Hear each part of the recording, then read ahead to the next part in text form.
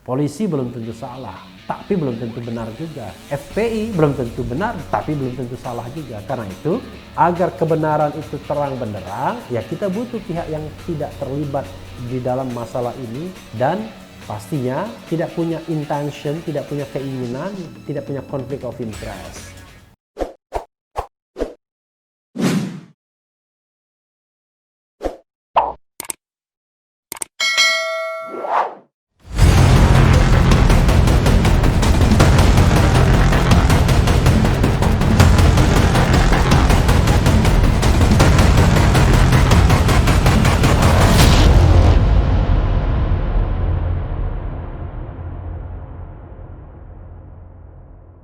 Assalamualaikum warahmatullahi wabarakatuh, Sobat RH sekalian.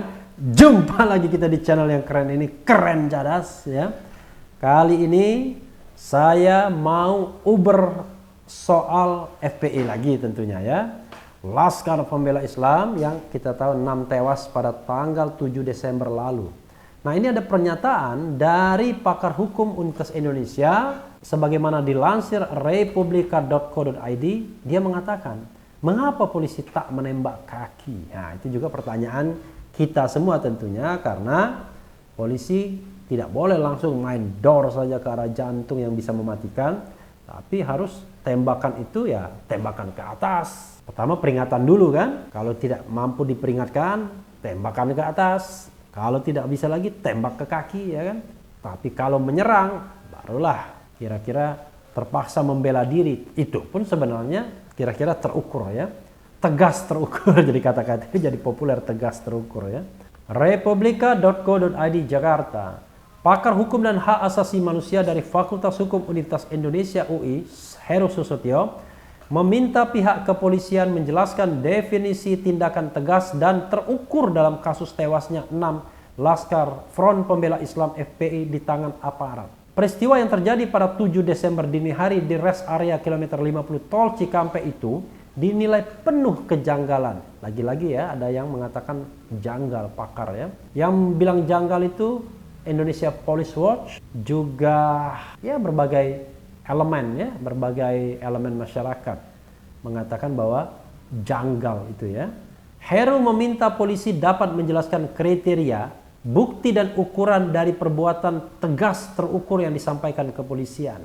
Heru juga mempertanyakan peristiwa yang terjadi pada dini hari baru dikabarkan kepolisian pada siang hari setelah diketahui luas dan menghebohkan publik. Menurut Heru, hal itu juga perlu dijelaskan kepada publik. Mengapa tidak ditembak bagian kaki? Pastinya kekuatan FPI dan polisi lebih kuat. Polisi karena dilengkapi dengan pistol atau senjata yang lebih canggih. Ini extrajudicial killing, bukan suatu law enforcement, kata dia kepada Republika Rabu 16 Desember. Jadi lagi-lagi ngomong tentang extrajudicial killing ya, pembunuhan di luar hukum atau di luar prosedur. Dia menganggap tindakan aparat kepolisian hingga menimbulkan jatuhnya 6 korban jiwa tidak serta-merta dapat dikatakan sebagai penegakan hukum law enforcement. Dia menegaskan kasus tertembaknya 6 anggota FPI hingga tewas cenderung sebagai perbuatan extrajudicial killing atau pembunuhan di luar putusan pengadilan.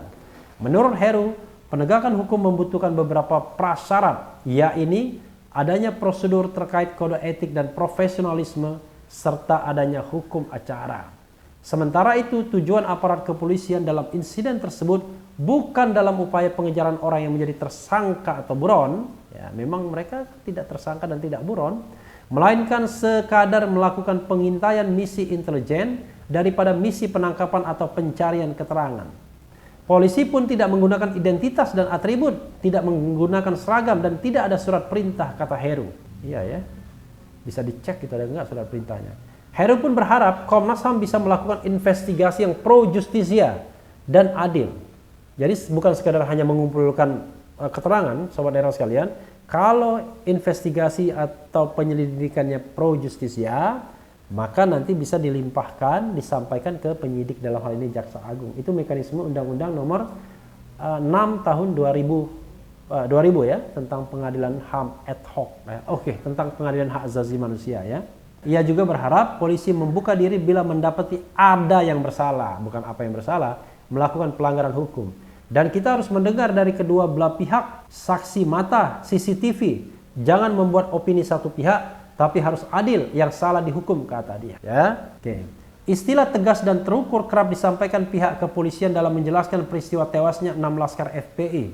Kepala Divisi Humas Polri Irjen Argo Yuwono di lokasi rekonstruksi Jalan Tol Jakarta Cikampek KM 50 mengatakan, sesuai dengan adegan yang dilakukan dalam rekonstruksi, sejak di titik pertama lokasi kejadian, petugas sudah dihadang dan mendapat serangan dari kelompok FPI. Petugas berusaha membela diri. Mereka terus menyerang hingga akhirnya terjadi baku tembak seperti yang terjadi dalam adegan rekonstruksi di titik kedua lokasi kejadian. Ya, Sobat Hera sekalian, walaupun ada juga yang aneh kan ketika 4 orang dihabisi di mobil ya. Mereka dibawa dalam keadaan tidak terborgol di mobil kecil Avanza kalau tidak salah atau Xenia ya. Lalu hanya mungkin dijaga oleh 3 atau 4 seimbang, bahkan lebih sedikit. Setelah terjadi baku tembak, kelompok orang itu kabur masuk jalan tol Jakarta Cikampek dan akhirnya bisa dibekuk di rest area kilometer 50 jalan tol Jakarta Cikampek. Seperti adegan dalam rekonstruksi di titik ketiga. Dari 6 pelaku dalam satu mobil, 2 orang diantaranya ternyata sudah meninggal akibat baku tembak. Sehingga polisi membawa 2 orang itu terlebih dahulu untuk dibawa ke rumah sakit. Sedangkan 4 pelaku lainnya masih dalam penanganan di rest area. Setelah itu petugas membawa 4 orang tersebut ke Mapolda Metro Jaya dengan menggunakan mobil Daihatsu Xenia. Sekitar 1 km dari rest area, keempat pelaku itu justru menyerang petugas sampai berupaya merebut senjata milik petugas di dalam mobil. Karena itulah petugas menembak pelaku hingga akhirnya meninggal dunia. Kejadian itu terungkap dalam adegan-adegan di titik keempat rekonstruksi. Daripada didahului, petugas melakukan tindakan tegas dan terukur, kata Argo. Terukurnya adalah orangnya mati. Terukurnya ya. Ya, sahabat era sekalian, kita menunggu saja apa yang akan disampaikan oleh Komnas HAM. Mereka sudah mengatakan mereka tidak menghormati rekonstruksi, tapi mereka tidak akan mengikutinya. Mereka punya versi, punya cerita sendiri. Dan mudah-mudahan seperti yang diharapkan Heru Susutyo ya, bisa melakukan tindakan pro justisia. Artinya kalau pro justisia ini bisa dilanjutkan dalam proses penyidikan. Kalau mekanismenya adalah pengadilan HAM, ya berarti Kejaksa Agung ya. Kenapa Sobat Hera sekalian harus misalnya menggunakan mekanisme pengadilan HAM? Karena sekali lagi kita kan tidak bisa mengharapkan pihak yang terlibat itu menjadi hakim bagi dirinya sendiri. Apalagi kalau ini by design, apalagi ini ada struktur komandonya. Wah, itu tambah gawat. Tambah harus dibutuhkan tim penyelidik dan penyidik independen. Tapi sekali lagi, kita tidak boleh menuduh tentunya. Polisi belum tentu salah, tapi belum tentu benar juga. FPI belum tentu benar, tapi belum tentu salah juga. Karena itu, agar kebenaran itu terang benderang, ya kita butuh pihak yang tidak terlibat di dalam masalah ini dan pastinya tidak punya intention, tidak punya keinginan, tidak punya konflik of interest. Ya, kita berharap itulah dari Komnas HAM ya. Seperti pertanyaan Heru Susutyo ini, kenapa nggak ditembak di kaki dulu? Ya saya tahu skenario yang ingin dikatakan adalah karena pepet memepet, terjadi tembak menembak, lalu petugas bisa membekuk mereka di rest area kilometer 50. Itu pun menjadi pertanyaan, kenapa ke rest area 50? Konon katanya karena mobil mereka ditembak bannya. Oke, this is a good question ya. Kenapa hal yang sama tidak dilakukan juga oleh FPI kalau mereka memang membawa senjata? Ya mungkin karena mereka tidak pandai menggunakannya atau memang tidak ada senjatanya. Nah ini masih menjadi pertanyaan ya. Siapa yang membawa senjata, siapa yang menembak, siapa yang ditembak. Lalu setelah sampai rest area 50, keluar 4 orang, 2 meninggal. Lalu 4 orang tersebut dibawa tanpa menggunakan borgol dengan Daihatsu Xenia. Yang kalau padat banget, ya dipaksakan bisa muat kira-kira 4-10 orang.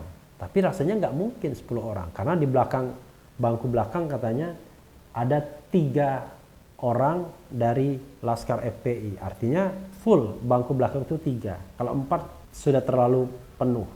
Artinya di tengah juga 3. Artinya 1 ada Laskar FPI, 1 di tengah. Di depan itu katakanlah petugas juga, lalu driver.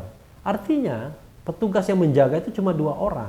Nah ini kan sangat lucu dan sangat berbahaya, membawa orang yang temannya baru saja ditembak, lalu berharap tidak terjadi apa-apa. Kalau memang skenario itu benar adanya, bahwa mereka berusaha merebut senjata, lalu karena harus membela diri, tegas terukur. Tapi bagaimana kalau seandainya memang ditembak, sehingga tidak membutuhkan, ini mohon maaf misalnya, tidak membutuhkan banyak orang kalau untuk mengeksekusi misalnya. Jadi sobat daerah sekalian, masalah ini harus dibuat terang sebenderangnya. Karena ini adalah skandal, ini adalah tragedi kemanusiaan. Bagaimanapun nyawa itu tidak bisa kita anggap ringan. Apalagi nanti pertanggungjawabannya dunia dan akhirat. Dan jangan lupa, mereka yang semua terlibat dalam rekayasa misalnya, tidak hanya pertanggungjawaban di dunia, tapi juga di akhirat. Bayangkan, begitu beratnya, di mana korban-korban itu akan menuntut kita di akhirat. A'udzubillah min zalik. Mudah-mudahan kebenaran akan terungkap, dan kita semua tetap berharap negara hukum Indonesia ini memberikan jaminan perlindungan bagi warga negaranya. Bahwa aparat penegak hukum betul-betul menampilkan jati diri sesungguhnya menurut undang-undang sebagai pelindung dan pengayom masyarakat. Sobat daerah sekalian, yang penting tetap di channel ini, karena di channel ini Anda akan dirayu, ditipu, dibaperin, dicecar, diuber pula di jalur khusus. Karena channel ini adalah channel yang mengancam, memeras, dan membenci. Jangan lupa subscribe, like, comment, and share. Ciao.